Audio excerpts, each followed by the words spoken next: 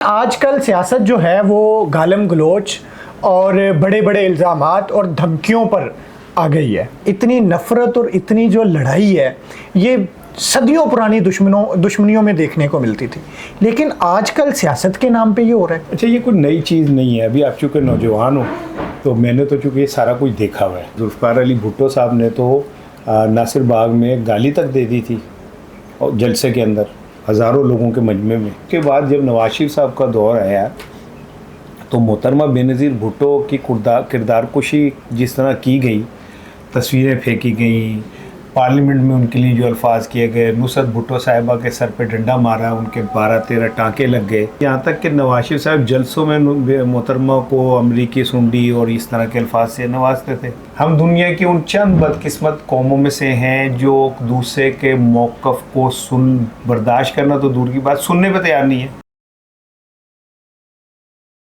अस्सलाम वालेकुम, आप देख रहे हैं टीवी टुडे और मैं हूं आपका मेज़बान राहिल मुआविया। नाजरीन, कभी सियासत दलील से बात करने का नाम था। इख्तलाफ होने के बावजूद एहतराम नहीं जाता था और जो इख्तलाफ होता था उस पे दलील से बात की जाती थी, या कायल कर लेते थे या कायल हो जाते थे। अगर नहीं भी होते थे या नहीं भी करते थे तो एहतराम फिर भी बरकरार रहता था। लेकिन आजकल सियासत जो है वो गालम गलोच और बड़े बड़े इल्ज़ामात और धमकियों पर आ गई है। अब ये जो धींगा मचती है इसके पीछे वजह क्या है, मामला क्या है, ये कहाँ जाकर ठहरेगा, ये किसका सर लेगा, ये जानने के लिए हम सीनियर सहाफ़ी जनाब एसार राना साहब के पास मौजूद हैं।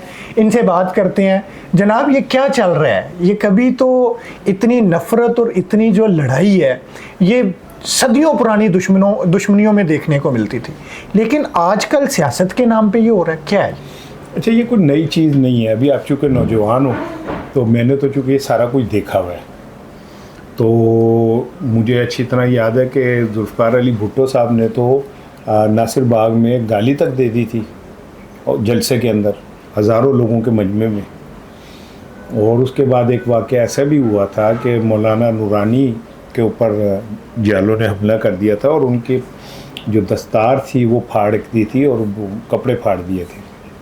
तो ये कोई नई चीज़ नहीं है। फिर उसके बाद जब नवाज शरीफ साहब का दौर आया तो मोहतरमा बेनज़ीर भुट्टो की किरदार कुशी जिस तरह की गई, तस्वीरें फेंकी गई, पार्लियामेंट में उनके लिए जो अल्फाज किए गए, नुसरत भुट्टो साहिबा के सर पे डंडा मारा, उनके 12-13 टाँके लग गए। और तो ये चलता रहा यहाँ तक कि नवाज शरीफ साहब जलसों में मोहतरमा को अमरीकी सुंडी और इस तरह के अल्फाज से नवाजते थे। तो ये कोई नई चीज़ नहीं है। असल में बतौर कौम हम में टॉलरेंस नहीं है। ठीक, हम दुनिया की उन चंद बदकिस्मत कौमों में से हैं जो दूसरे के मौक़िफ़ को बर्दाश्त करना तो दूर की बात, सुनने पर तैयार नहीं है। बिल्कुल ठीक है, ठीक। और बेशुमार वाक़यात आपके सामने हैं। अभी ये जो कल हुआ है, एक जलसा होता है, पहले उसको रोकने के लिए मुख्तलिफ हथकंडे इस्तेमाल किए गए, फिर उसको करने वालों ने सरकारी मशीनरी जो केपी में थी उसको यूज़ करते हुए वो आए। एक तरफ से शिद्दत है, दूसरी तरफ से भी शिद्दत है, और वो इस लेवल पे गई कि रात को जब गुफ्तगू की गई, ख़वातीन के मुतल्लिक भी नाज़ेबा गुफ्तगू की गई, पंजाब की जो हुक्मरान हैं या वज़ीर आला हैं उसको ललकारा गया, ये कहा गया चढ़ दौड़ेंगे। सहाफ़ियों के मुतल्लिक कहा गया ये तो बकाऊ है, टट्टू हैं, किराए के लोग हैं। अब आज सारा दिन जो हमारे वफाकी वज़रा हैं या पंजाब के वज़रा हैं वो जवाब में गज़ल कहने में मसरूफ़ हैं। तो ये जो सरकारी या हुकूमती ये जो तरजीहात हैं ये कहाँ लग रही हैं?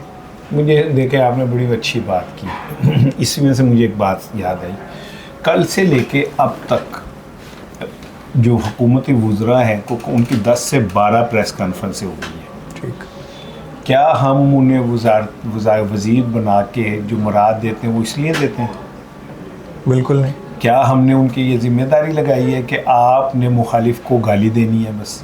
बिल्कुल नहीं। क्या वो वज़ीर आईटी है तो उसे अपने आईटी पे बात करनी चाहिए? ठीक।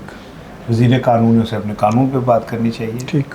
वज़ीर इत्तलात है, चलें उसका वो है, मौक़िफ़ दे दे जो है। ठीक। तो ये जो लोग ये सारा कुछ कर रहे हैं को क्या हम ये भूखे मरते हुए कौम जो है इसलिए हमने इन्हें इतने मरा दिए ठीक। या ये और वो सर वज़ीर आला केपी का आप तज़किरा अब आ करना जाए भूल उधर गए। में आता हूँ केपी के वज़ीर आला के। केपी का जो वज़ीर आला है वो एक टिपिकल एक भड़क मारने वाला आदमी है। ठीक है। माजी में मज़हर शाह हमारा एक अदाकार थे, तो उनकी भड़क मशहूर थी, वो मैं टब्बर खाजा डकार ना मारा। ठीक है। हमारी पाकिस्तान की जितनी बड़ी फिल्में हिट हुई हैं वो डायलॉग से हुई हैं। ठीक। मौला जट जी जी है ना, जी जी जी ते कर दे तेनू अपना दुश्मन मान लवा। हाँ। ठीक है। पर हाल ही में तेरे तो भी बड़े बदबक डायलॉग हाँ। बढ़ के के हम उसको पसंद करते हैं। ठीक। सुल्तान रही हमारा हीरो इसलिए नहीं था कि कोई बहुत खूबसूरत था, दिलीप कुमार जैसा अदाकार था, हाँ। या उसकी आवाज़ बड़ी अमिताभ जैसी थी। ठीक। वो सिर्फ ये कि क्योंकि वो भड़क मारता था, बदला लेता था, वो मैं मार देंगा, मैं लट कर देंगा, मैं जी कर देंगा। ठीक। वो हमारे पाकिस्तानी सियासत में भी है। ख़वातीन के लिए जो कुछ भी उन्होंने नाज़ेबा अल्फाज कहे वो बिल्कुल गलत कहे, उन्हें नहीं कहने चाहिए थे। अपने मनसब का एहतराम करना चाहिए था उन्हें। ठीक। आ जाए अब सहाफ़ियों की तरफ। हाँ। तो इसकी तकलीफ़ तो उसे हो जिसने लिफाफे लिए, जमरात लिए, बिल्कुल। मुझे तो नहीं है। वही वो अगर कहता है कि जो चोर सहाफ़ी पैसे लेते हैं और झूठ बोलते हैं, तो ये मैं तो मुतमिन नहीं हूँ। सर, उसने कहा है कि सहाफ़त जो है वो अरशद शरीफ जैसी है, इमरान रियाज जैसी है। ये क्या सहाफ़त है? मैं लानत बेचता हूँ तुम्हारी सहाफ़त सुन पे। लेना, मैं अर्ज़ कर दूँ, मैं उस पोर्शन पे अभी बात नहीं कर रहा। ठीक। अरशद शरीफ जान से गया, अपनी सहाफ़त पे गया। इमरान के साथ जो कुछ हुआ वो अपने सहाफ़त के नाम पे हुआ ना। दूसरी तरफ एक तबका है बहुत बड़ा जो दिनों में करोड़पति हुआ। ठीक। क्या इमरान रियाज भी उसमें शामिल है? इमरान रियाज के ऑन रिकॉर्ड है, मैं उसका कोई तर्जुमान नहीं हूँ, ठीक। लेकिन इट इज़ ऑन रिकॉर्ड के इमरान रियाज ने 6-6, 7-7, 10-10 करोड़ एक महीने के कमाए। उसके वीलॉग्स वो थे। अब इस पे डिबेट अलहदा है जो आप सवाल करना चाह रहे हैं कि वो कैसे मिले या क्या हुआ। ठीक है। लेकिन ऑन रिकॉर्ड है ना ठीक। कि भाई एक तरीके से कमाए। लेकिन जो लिफाफे लेते जो अनफेयर मीन्स में इन्वॉल्व हैं, तबादले कराते हैं, तकर्रुरियाँ कराते हैं, ठेके लेते हैं, सरकारी मराहत लेते हैं, तो तकलीफ उन्हें हो। मैं तो अब हर जगह कहता हूँ कि साफ़ी भी अपने जो एसेट्स हैं ना वो डिक्लेयर करें। ठीक, बिल्कुल करने चाहिए, बिल्कुल करने चाहिए, अपनी मनी ट्रेल दें। और वो आज एक और भी बड़ा इशू चल रहा है कि सिद्दीक जान और रऊफ़ कलासरा साहब के दरमियान जो है वो तलख़ जुमलों का तबादला हो रहा है। बेसिकली कोई सिद्दीक जान ने गुफ्तगू की थी अरशद शरीफ साहिब के मुतल्लिक के इन्होंने कैसे दोस्त पाले हुए थे रऊफ़ कलासरा के बारे में।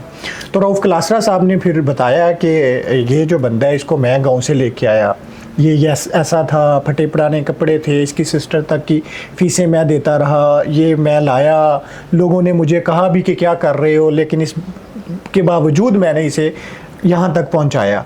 जब एक सहाफ़ी ने जो अरशद शरीफ का ही वाक़या गवादर में से थप्पड़ मारा तो मैं उसके साथ लड़ा भी कि ये क्यों हुआ, तो अरशद शरीफ मुझे कहता था कि ये सिद्दीक जान तो सांप है जो तुमने पाला हुआ है। तो सिद्दीक जान का और ये जो रऊफ़ कलासरा साहब का आज ये चल रहा है, ये सर ये क्या है, ये क्या कहानी क्या है? एक तो मैं सिद्दीक जान को प्रॉपरली नहीं जानता। अच्छा। ठीक है, मैंने मिला हूँ 1-2 दफ़ा। ठीक है। लेकिन बतौर जर्नलिस्ट उनकी क्या स्टैंडिंग है, ईमानदारी की बात है, मुझे नहीं पता। ठीक है। रऊफ़ कलासरा साहब एक पुराने सहाफ़ी हैं, बिल्कुल, उनका सहाफ़त में एक वो बड़ा कंट्रीब्यूशन है, लेकिन उनकी फ़ैन फॉलोइंग कितनी नेगेटिव है और पॉजिटिव है इस पर मैं बात नहीं करूँगा। ठीक है, ये उनका दोनों की लड़ाई है, वो जाने, उनका काम जाने। लेकिन एक बात मैं ये जानता हूँ कि जैसे कहते हैं ना कि जिस पे एहसान करो उसके शर से बचना चाहिए, ये उन्होंने भी कहा आज। और ऐसे ही मैं ये समझता हूँ कि जो एहसान करने वाला है ना उसे भी बाज़र्फ़ होना चाहिए, अपने एहसान नहीं जताने चाहिए। ठीक है। सिद्दीक जान के ऊपर उनके इतने एहसानात हैं, सिद्दीक जान को इस पे खामोश रहना चाहिए था। कम से कम कलासरा साहब से उसे नहीं करना चाहिए था। ठीक। और कलासरा साहब को भी अगर उन्होंने एहसान किए थे तो इतने नीचे आके और अपने एहसानात नहीं जताने चाहिए। बड़ा आदमी तो वही है जो गुस्से में तैश में अपने किरदार पे कायम है। ठीक ठीक। अच्छा, अब वापस पलटते हैं सर। वो बात हो रही थी डायलॉग की, भड़कों की। तो आप क्या समझते हैं कि ये जो वज़ीर आला केपी ने कहा है कि 2 हफ्तों के अंदर छोड़ दो नहीं तो निकाल लाएंगे, क्या है ये भड़क है? वो ना मेरे दोस्त ने संता, उनकी बीवी से लड़ाई हो गई, बीवी नाराज़ हो गई। हाँ। तो संता उसके पास आके उन्होंने कहा कि मैं तेनू ना अद्धा घंटे का टाइम देना, हाँ तू मेरे को माफ़ी मांग ले। ठीक है। तो वो कहती मैं नहीं मांगूंगी। कहता चल मैं घंटे देना। ठीक कहती है। मैं नहीं मांगूंगी। कहता अच्छा फिर दस ना कितना टाइम चाहिए तेनू, मैनू जरा, ठीक है ना। तो ये सुनते हैं सियासत के 15 दिन में छुड़ा लूंगा, 15 में कर लूंगा। वो कह रहे हैं आ बैल मुझे मार, ठीक है। मेरे गवर्नर राजला मेरी जान छड़वा, केपी के तो मैं हीरो बना, केपी के में आ जाए गवर्नर राज तो कहें। और लेकिन इसमें कौन है सीरियस में इमरान खान, ये सारे इमरान खान के लेवल के लोग नहीं है। उसने जो कुछ वो कहना चाहता था गंडापुर से कहलवा दिया। ठीक है उसने जो गंडापुर ने कहा वो इमरान खान के आशीर्वाद से सर, कहा। ये बहुत बड़ी बात है। हाँ। मतलब ये जो गंडापुर ने रात को तकरीर की है, ये इमरान खान के अल्फाज। एस्टेब्लिशमेंट के हवाले से जितनी बात की है, अच्छा। ये it was approved by Imran Khan. और जो उसने ये जो इतनी मुतनाज़े गुफ्तगू की है, वो तो फिर इंज है ना कि ਜਦੋਂ ਤੁਸੀਂ ਕਿਸੇ ਨੂੰ ਕਹਿੰਦੇ ਹੋ ਕਿ ਰੋਲ ਹੈ ਤੇ ਸਟੇਜ ਖੁੱਲਾ ਛੱਡ ਦਿੰਦੇ तो फिर थोड़ा ਜਿਹਾ ਵੱਧ भी ਜਾਂਦਾ है। सर इसमें ये कि सारी लेकिन कामयाबी ये है कि कल से लेके आज तक पीटीआई पे बहस हो रही है। कल से लेके आज तक जलसे पे बहस हो रही है। इससे बड़ी कामयाबी क्या होगी? नहीं, इस पे हम बात ही नहीं कर रहे sir. This is what the media strategy. हाँ ठीक। उन्होंने कामयाब मीडिया स्ट्रेटजी खेली। इमरान खान ने जेल में रह के एक कामयाब बॉल की और उस पे आज तक अब तक पिछले 48 घंटों से पीटीआई डिस्कस हो रही है। अच्छा का है, बुरा है, उसने यूँ गलत कहा या सही कहा, फला ने कहा, है पीटीआई पे बात हो रही है। ठीक है सर, आखिरी बात करते हैं। जो केपी हुकूमत है, ये इमरान खान साहब के पास है, ये तीसरा टेन्योर चल रहा है, लेकिन केपी के जो हालात हैं उसमें क्या कहेंगे कि बहुत बुरे हालात हैं और एक फेल गवर्नमेंट है केपी। ठीक। इंतहाई फेल गवर्नमेंट है। ठीक। और वो आवाम को डिलीवर नहीं कर पाए। ठीक। इसी तरह जैसे पंजाब में डिलीवर नहीं हो रहा। ठीक। लोग भूखे मर रहे हैं, लोगों के पास खाने को नहीं है, स्कूल बच्चे नहीं जा सकते, तनख्वाहें फीसें नहीं दे सकते, ये सारा कुछ चल रहा है। तो क्या ये इमरान खान साहब का विजन ही नहीं है कि जहाँ पे मेरी हुकूमत आए वो डिलीवर भी करे? विजन की बात नहीं, अपॉर्चुनिटीज़ की और वसाइल की बात है। ਅਸੀਂ ਭੁੱਖੇ ਨੰਗੇ ਬਟੇਰੇ गए हैं, गल्ला करने जोगे हैं, बस एनी की गल की है। पाकिस्तान जिस गर्दाब में फंस चुका है उससे निकलना मुमकिन फ़िलहाल नहीं है। Until unless you out of the box कोई फैसले नहीं कर। मतलब ये है कि खान साहब भी आ जाएं तो नहीं, कोई आस नहीं। खान आएगा, बड़ी ताकत से आएगा, बड़े धड़ल्ले से आएगा, और इमाम खुमैनी से ज़्यादा ताकतवर आएगा, गुरदाब से निकले, नेल्सन मंडेला वो निकलेगा। ये दुनिया में कोई चीज़ मुस्तकिल नहीं है। नहीं सर, जिस गुरदाब में हम फंस चुके हैं, इंशाल्लाह अगर खान आएगा तो फिर ही इंशाल्लाह निकलेंगे हम। चलें जी। इसार राणा साहब कहते हैं जी खान आएगा तो फिर ही ऐसी निकलना है, नहीं तो नहीं निकलना। इजाज़त दीजिए, अल्लाह हाफ़िज़।